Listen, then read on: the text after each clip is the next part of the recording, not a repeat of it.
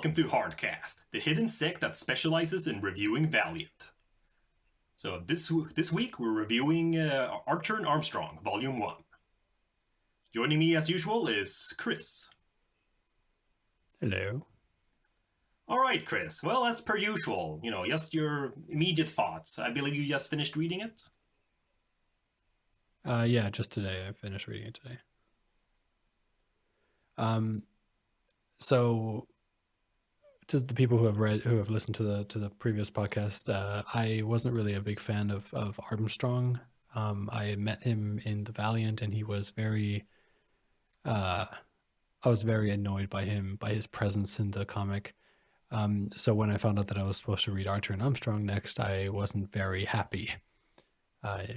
But so then, I dove into it, and I mean, again, looking at the cover, it's very typical. There's nothing amazing about it. It's just two guys beating up other two guys. Oh, I agree. It's a very boring cover.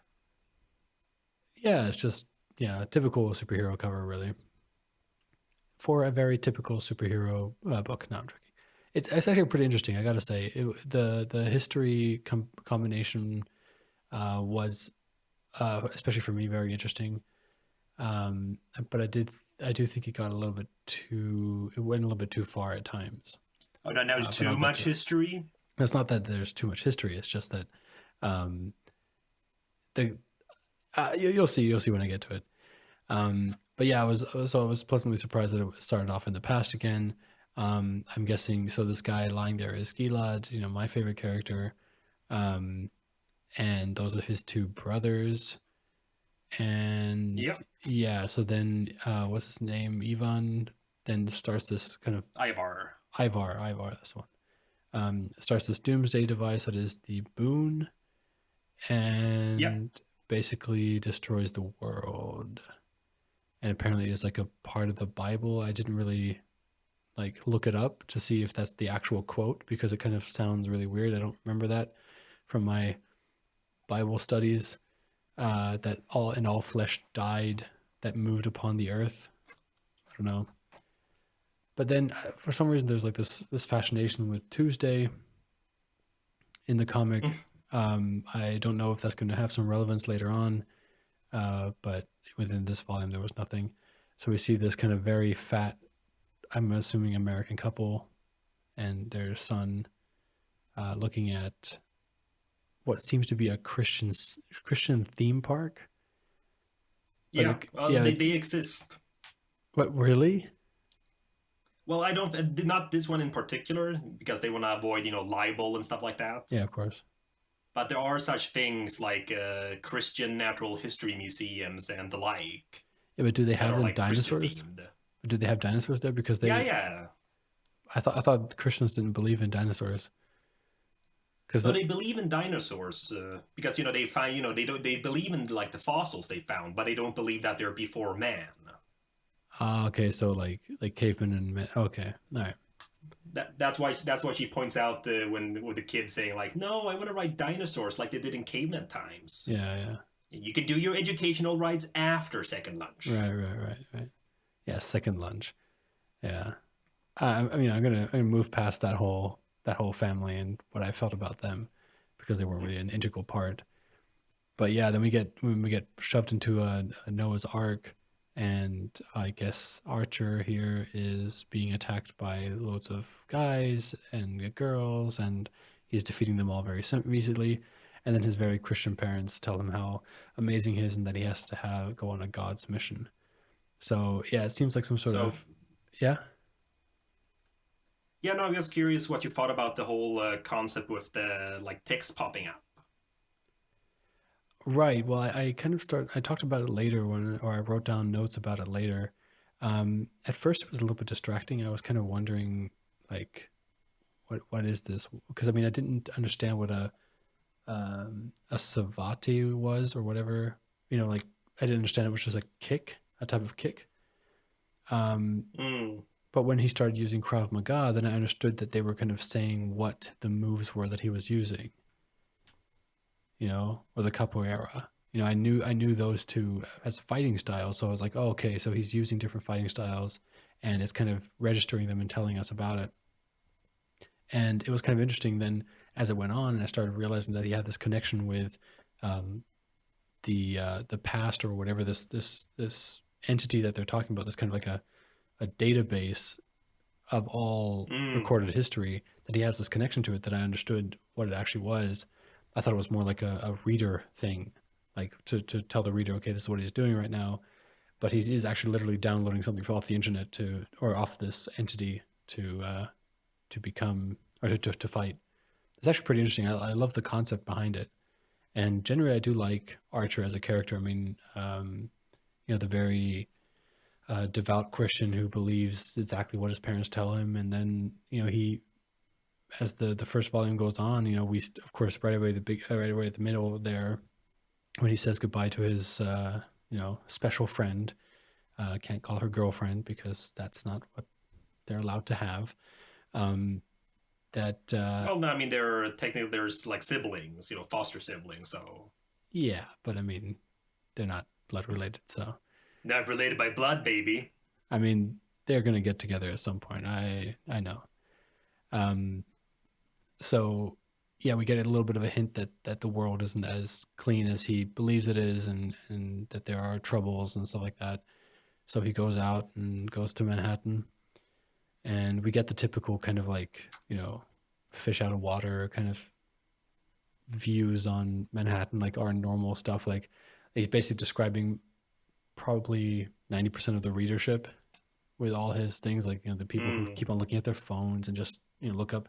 And it's kind of like this, open your eyes, take society. that, audience. Yeah.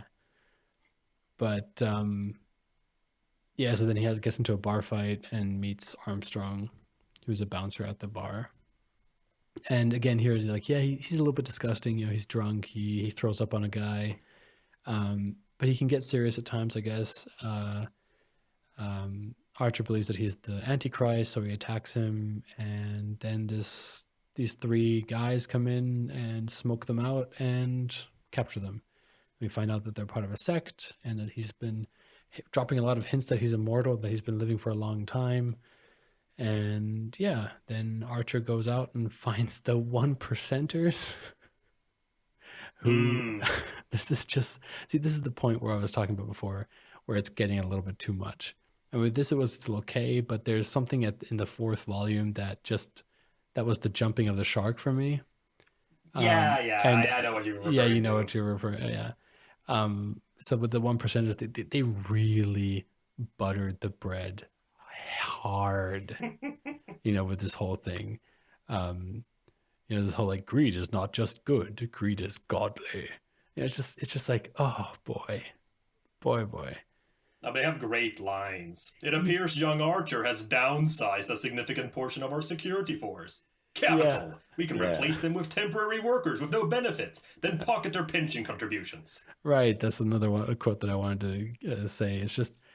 Oh, you wrote that one down too? I wrote it down too because I love it. Yeah, well, it was one of those things that's like, it's funny out of context, but I think if you're trying to take these guys seriously as a threat, that this doesn't make them serious as a threat. They're just like, I don't know, just like this whole, like, it's essential to our plans to stabilize the euro by blowing up Greece. I mean, I just like, oh, how topical. I mean, obviously, when the book came out, I don't know when exactly it came out, if the 2012. So it was probably just around the Greek, problems there. Well, when it was current. Yeah, but still, it's just it's just like one of those things where it's just like, oh god. And then of course his mother and father are there, and then he realizes that he's been lied to all the time. So that was volume 1. Then we start volume 2 with a previously on, and I see that they do this somewhat.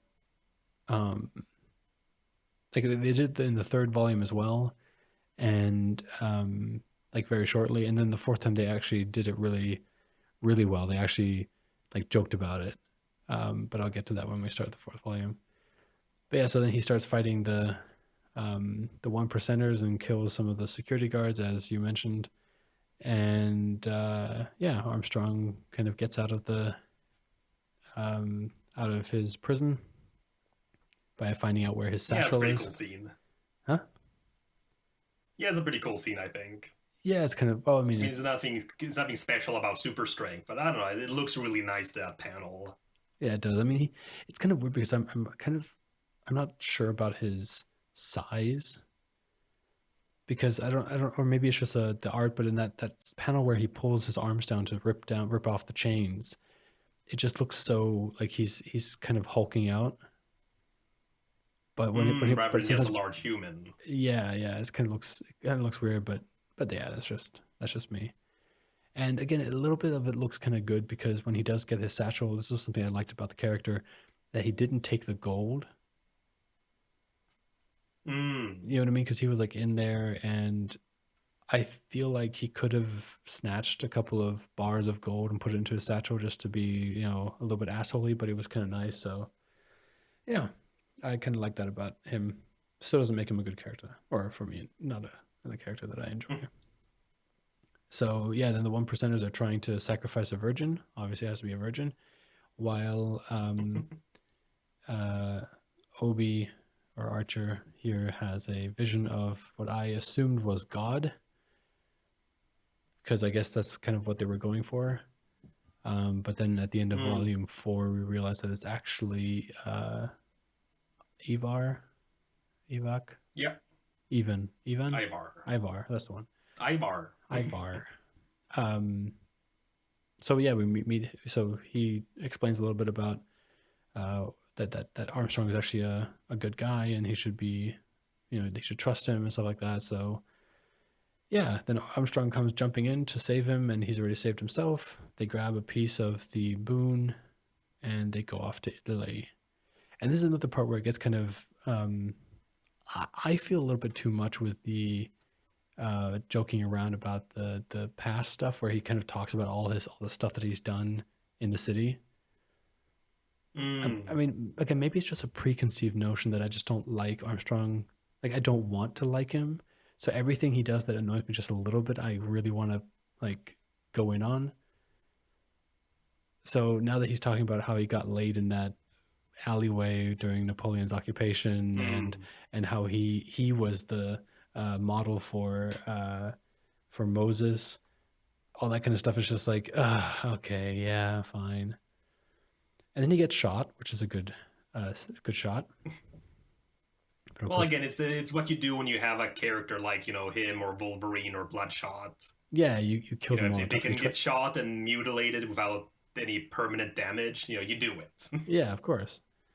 So yeah, they get a little bit Da Vinci Code-ish with meeting Tommy, which is an old nun that Armstrong with a Tommy gun.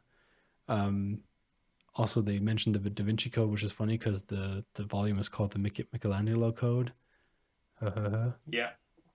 And so then they try to figure out a way into a secret underground cavern that Michelangelo left for Armstrong, but they can't quite figure it out at first, and Armstrong makes a mistake, and the entire building starts collapsing upon itself. And then Archer figures it out by making a sexual pun. Or a sex joke, basically. Well, I guess it was, Michelangelo who created the sex joke, but yeah.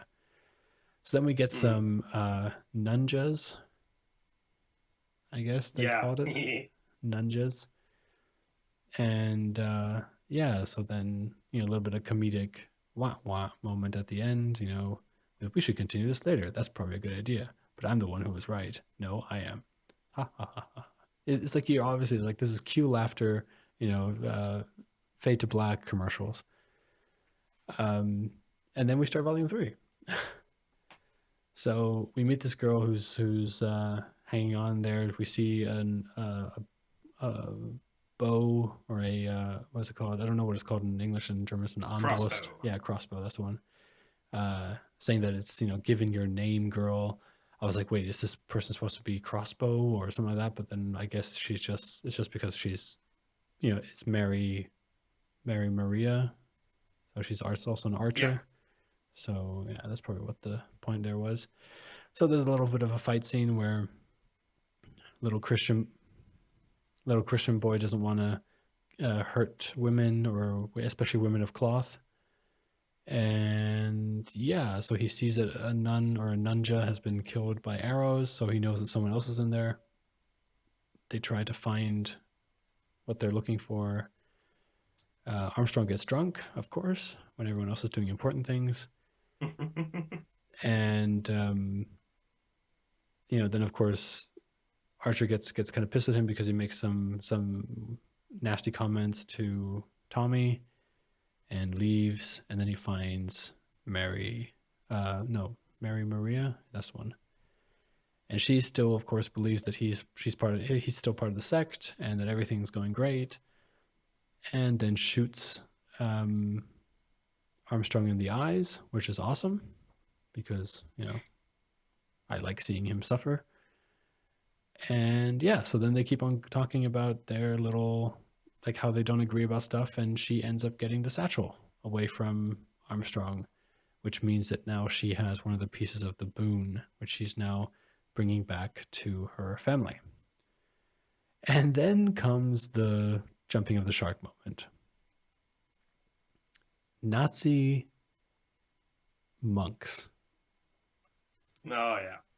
Oh man, that, like, I don't know. It was at the end of this, I was like, I saw the first picture of them and I was like, that's the kind of weird mustaches, but whatever.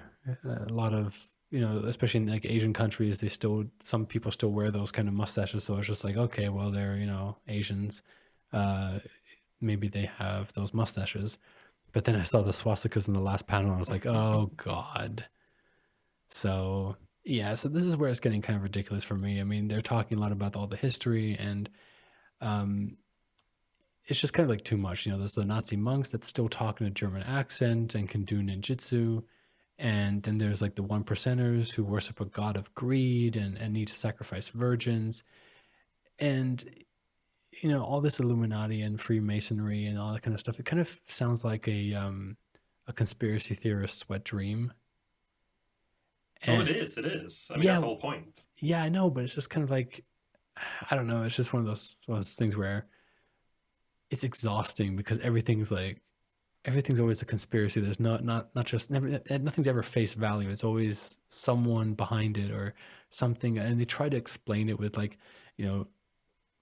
with Nazis, sending a group off into the Tibetan mountains to find the origin of the Aryan race or something like that. And it's just like, okay, I'll hear you, fine. Make that your reason, whatever, fine. So yeah, then we get to a quick recap of them, and I think it's actually done really nicely with the panels here, or with the where they have like the fingers pointing. Yep. Yeah, that's fun. One is a naive assassin, the other is a fun-loving immortal, and then this whole like, screw it, it's too complicated. This is part 4. I love that. It's nice writing. It's kind of, especially if you're reading as a volume, you already know everything, so these previously ons are kind of redundant. But this one I think was really fun. So yeah, they infiltrate the little hideout.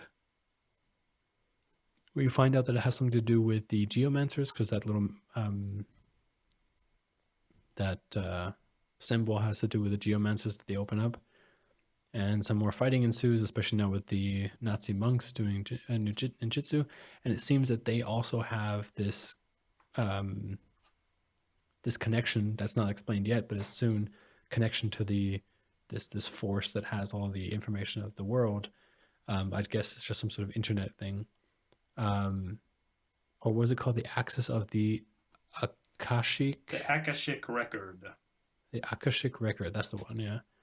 So they seem to be able to access it as well, but of course our hero is much more powerful than they are, so they must kill him now.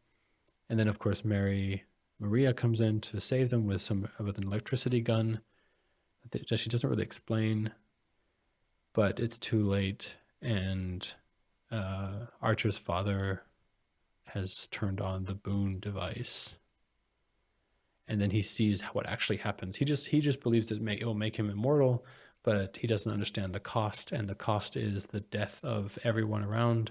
So basically, it steals the life of everyone in order to give it to one or a few people. It wasn't really explained, I'm assuming, because the entire family of like of Armstrong and Gilad and Ivar, they all got immortality. Or I don't know, did Ivar get immortality? He died, didn't he? You'll see. Okay. I mean, they are the three Anipada brothers. Yeah. So I'm assuming that the life power can be given to multiple people, but it seems like everyone, except for the mom, except for the mother and Armstrong and Archer, are being sucked by this energy. Because if you look at the mom, she doesn't have any kind of blue light coming from her. No, she does later. Does she? Oh yeah, at the end there. Like, Yeah. I see it. Yeah, I see it. Yeah, I know what you mean. She cries out, Joseph. Yeah. But yeah. So at the end, on the next page, at the last panel, she's also dying. So yeah, then we finally find out that the guy that I believe was God is actually Armstrong's brother. Mary Maria also gets her life sucked out by this boon. Archer, of course, wants to save her, so he gets kind of pissed at God or whatever and wants to be the controller of his own life. And then he tells him everything, that who he is and all that stuff, and that there's a secret place that he can, or like a weak point of the boon device that he can destroy. So he can destroy it, and so he does, and then everything is fine. It seems. This geomancer is saved. We never really find out who he is, though, or do we? Did I misread something, or did I miss something? No, I don't think we're given a name. Just his title. So. But then he is killed very comedically, of course. It was a little bit weird because I don't know if this is because I'm reading it digitally and I wasn't seeing two pages next to each other. But it would make sense. Could you tell me, you have the copy on you, don't you? Yeah, it's on the next page. It's like I have to turn the page to see it. You do have to turn the page to see it? Yeah. Okay, well, because that's kind of weird because I didn't get that he was hit by it at first. Oh, really? Because I guess I didn't see his hands underneath the wood, or the slab of stone. I didn't see his hands underneath it, so I just thought it fell over. But then when he started shouting, I was like, when Armstrong started shouting, I was like, oh, he was underneath it. Okay. So it took me, like, I had to do a jump back and kind of check what happened when I read this for the first time. But yeah, so apparently he gives him a last little bit of information about a book that Armstrong stole, that will, be the next MacGuffin, I guess, or whatever.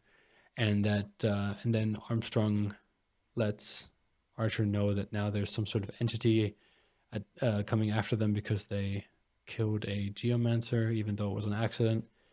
And Archer's just too depressed that Mary Maria is dead, and then offhandedly mentions that she might have been blown away. And I was like, oh, okay, so she's alive, because he can't find his body.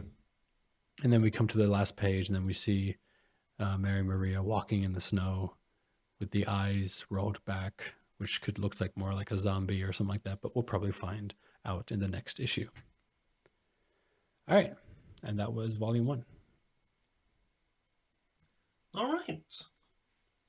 So I'm surprised you, didn't like it that much. Well, did it come across like that? It did in some sense, because, I mean, to me, this is one of my favorite series they've had, and to me, the more unique property they have in Valiant. So, it is unique. In terms of like this kind of buddy comedy kind of thing. Yeah, and the fact that it has comedy being very prominent. It's very early on, I feel it comes across there. Yeah. I mean, one of my favorite lines is, so, where is he, father? Tell me. Our agents have found him on that festering island of corruption and criminality. Yeah. New York? Yeah. He has little things like that. It has funny lines, I feel. And even the death of the geomancer there's just something. Yeah. So this earth is saved. Well, again, it's Oh one. crap! He could be Yeah, okay. He could be okay. yeah. Well, this is one of those things where I feel like I think my preconceived notion of Armstrong made me a little bit more critical about this comic. I really do like Archer's character. He's going through some stuff, with the whole, I guess, questioning his faith, or questioning at least the faith that his parents or have given him, and now also lost someone that he loves, and all that kind of stuff, and he kind of realizes how serious the situation is, while his partner does not. And there is a lot of mythology in this story, so there is a lot of stuff that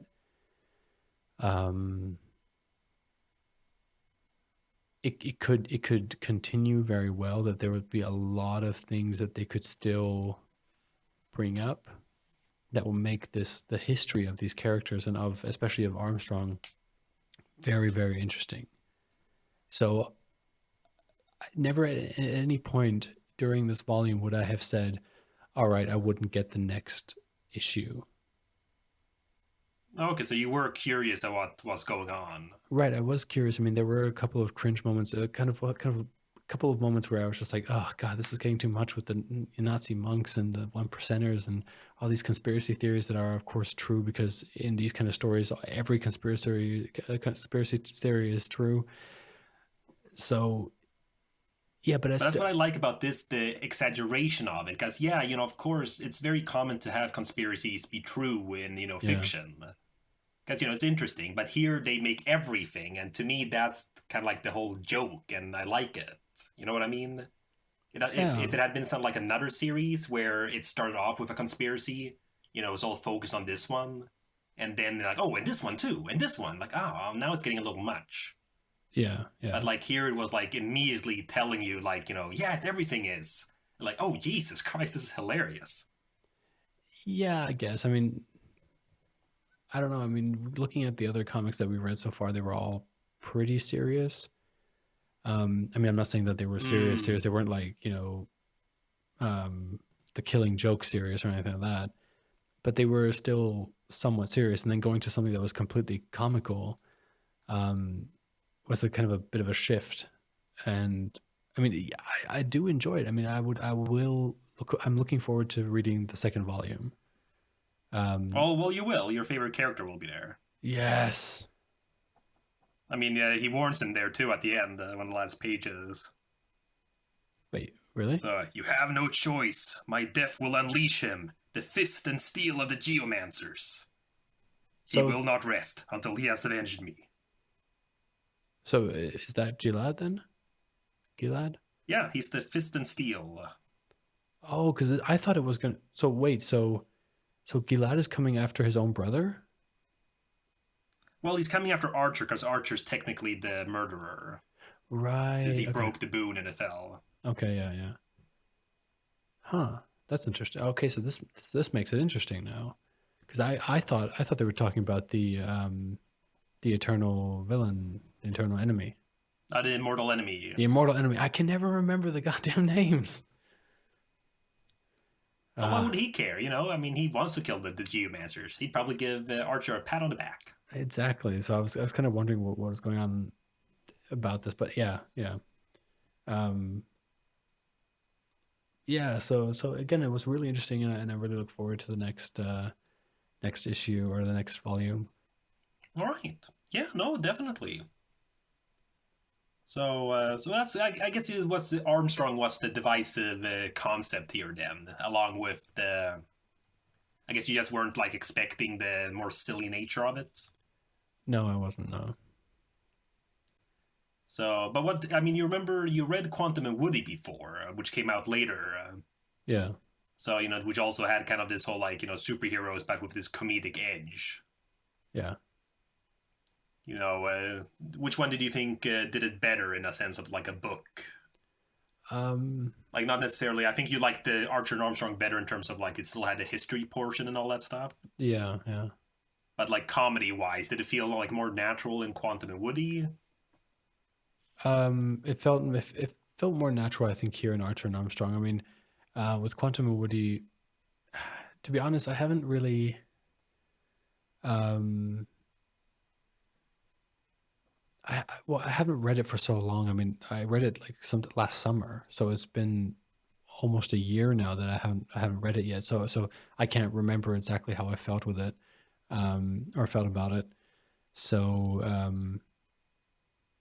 yeah, I couldn't say now because yeah, Archer and Armstrong is so in my memory right now, and I'm saying that this worked really well. I just remember that I didn't really enjoy Quantum and Woody. I guess it was just it had no. It was just too typical of a superhero story. So it was just yeah, it was just something that I've seen before so many times with like Blue Beetle and all that kind of stuff, and with this, the Archer and Armstrong felt very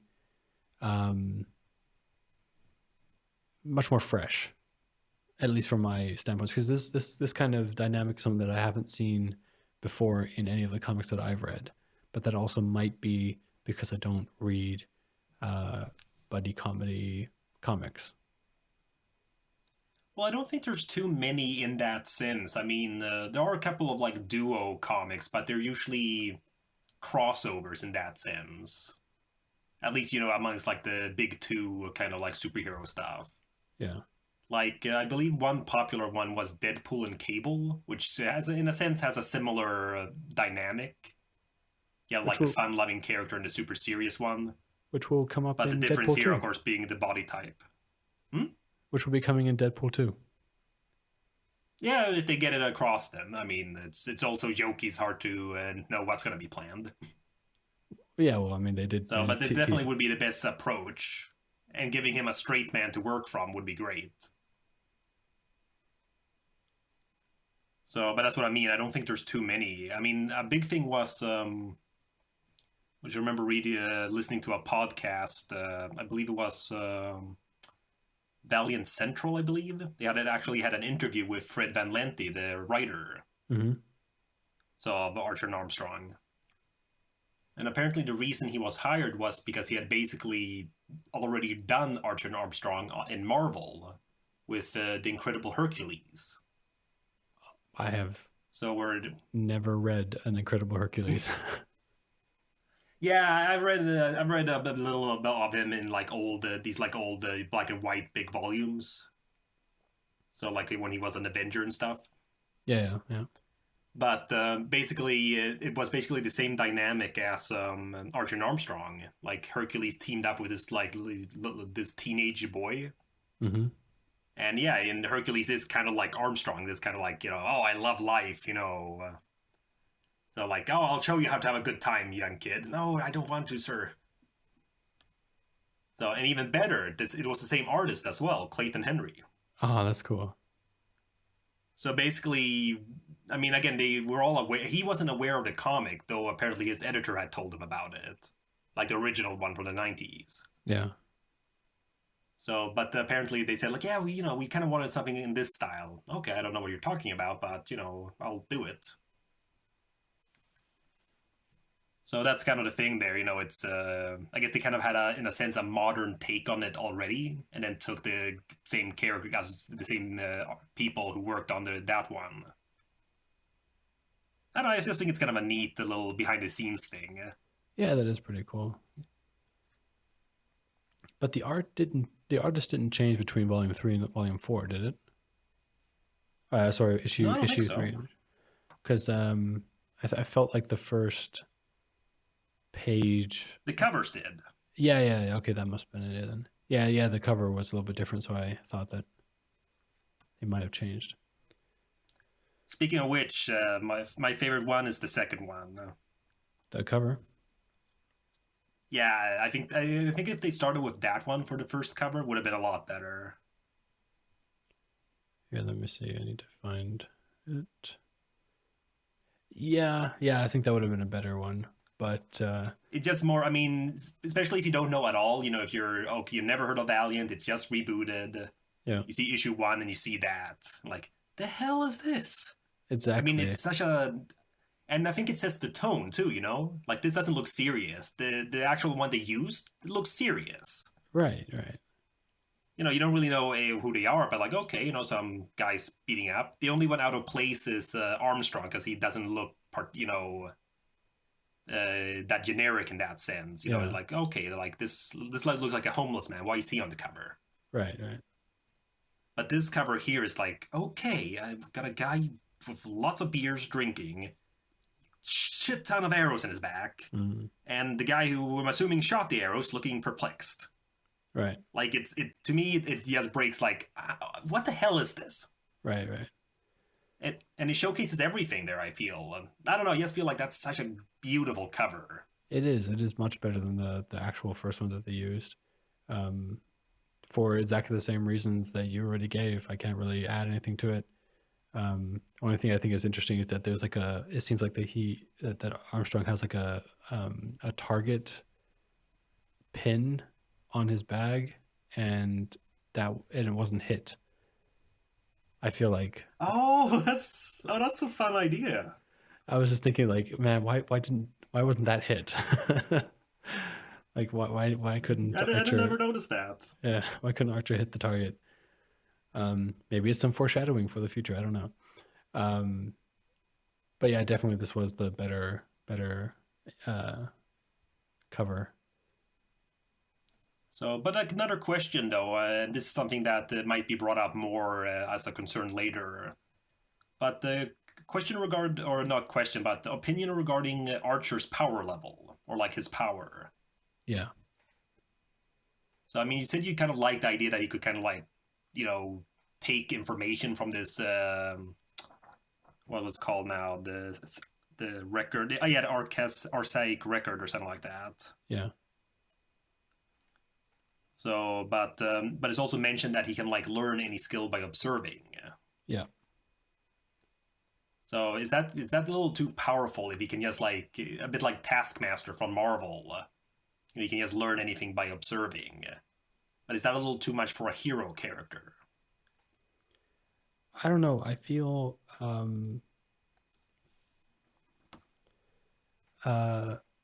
like at the end of volume, or sorry, I guess in the middle of volume issue 4, the Nazi monks did something to him that seemed to disconnect him from the database. Yeah, it did. Yeah. So where even the caption was scrambled, which I thought was a nice touch. So I think if the enemies that he goes up against have that, like have a way to disconnect him from the database, then he'll basically just be a strong person, like a strong man. That's it.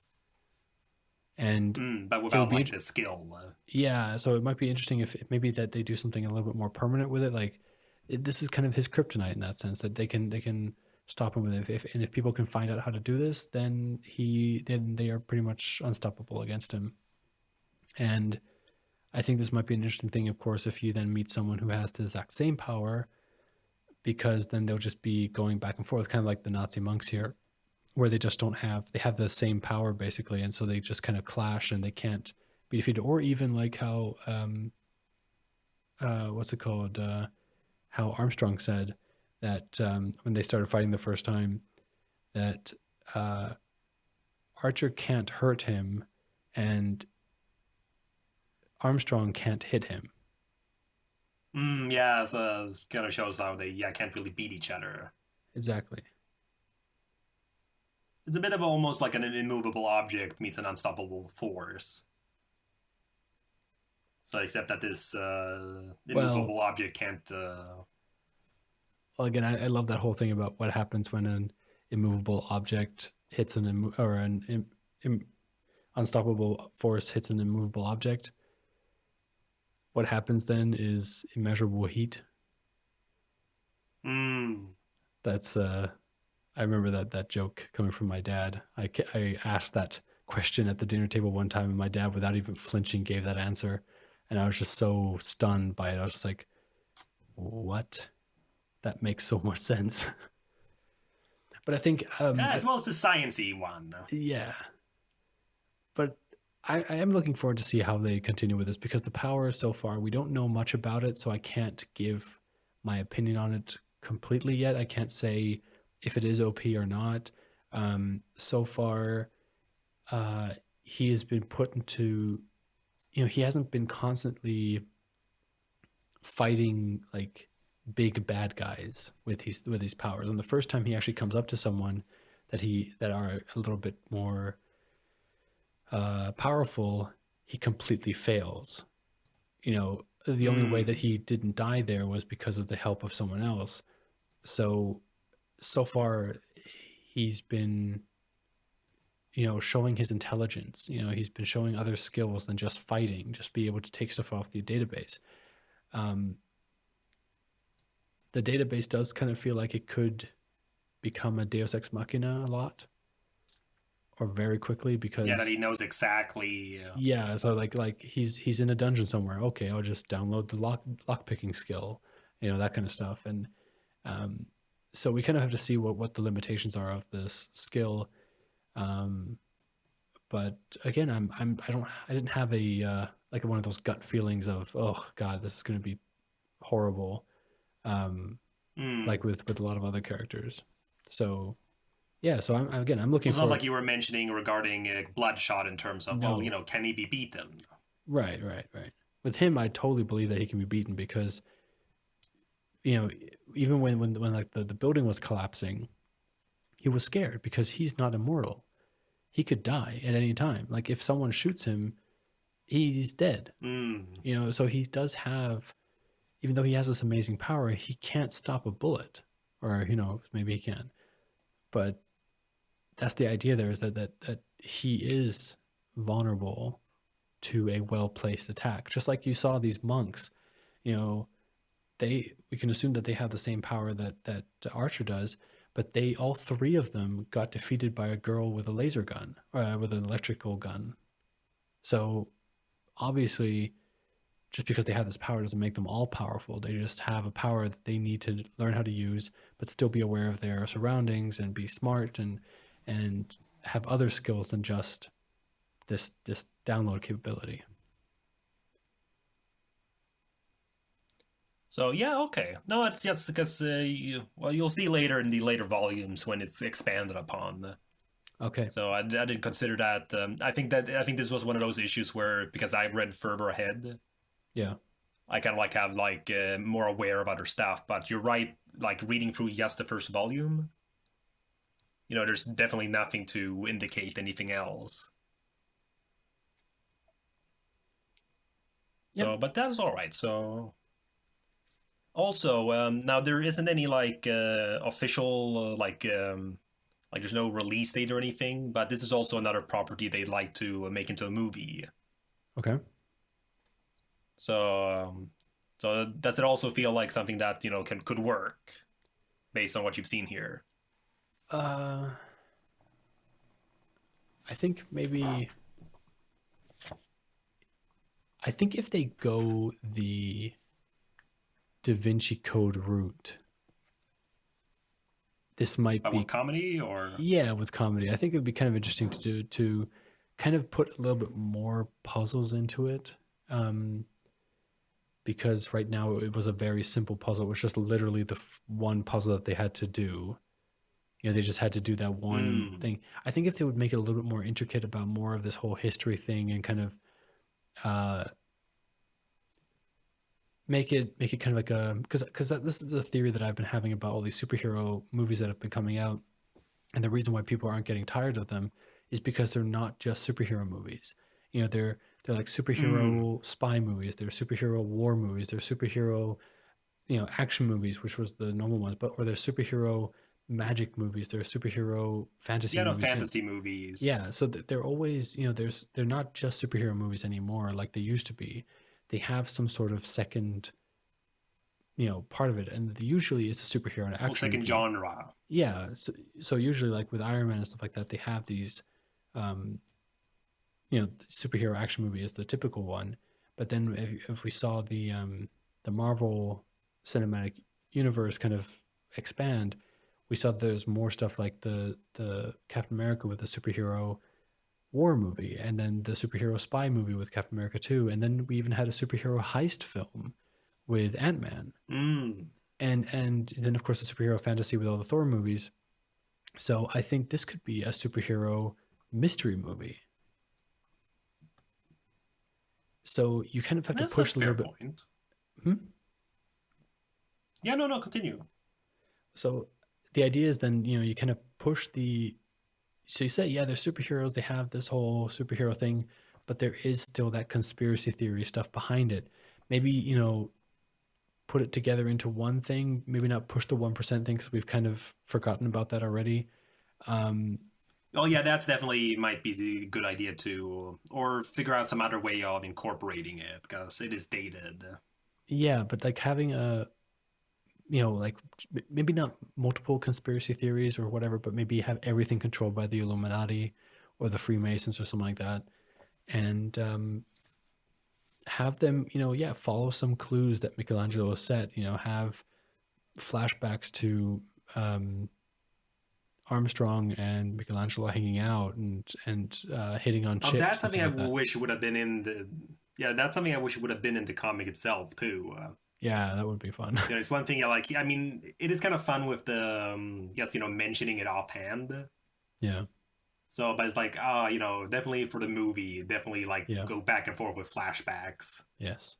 It'll also kind of cement the idea of him being an immortal, because flashbacks aren't a new thing, but having it be modern day setting and flashbacks to what's called 1,000 years ago or so whatever. Mm-hmm. That's kind of an interesting yeah. Yes, help sell the immortality. Right. And also I think that they can really work with those kind of like download pop-ups, like the knife throwing and stuff like that. As they've shown by Scott Pilgrim, they can really kind of integrate these kind of text boxes and stuff like that very well into the scene. So I feel like the audiences would understand it without it being specifically explained. Well, maybe could you do it? Kind of go the Sherlock route, in terms of the Sherlock vision. Yeah. So yeah, I mean, definitely. I mean, I personally think it has plenty of material to work. I mean, of course, you'd have to get some really good actors to play those two. So I mean, obviously, you always need good actors, but when it's very kind of character driven in the sense, you have to like the two main characters. There has to be some actors who can really pull it off. Well, I would say that Armstrong kind of looks like a fat Tony Stark. So if Robert Downey Jr. wants to put on a few pounds, putting on a few pounds for a new role. All right. But are there any? Speaking of role, are there any talks about what actors people want to have in these roles? I've heard one that's kind of if the movie was done earlier, they would like John Goodman as Armstrong. What? Really? Okay. Well, I mean, I think mostly the size in that sense. He's what's called big. Yeah, I guess.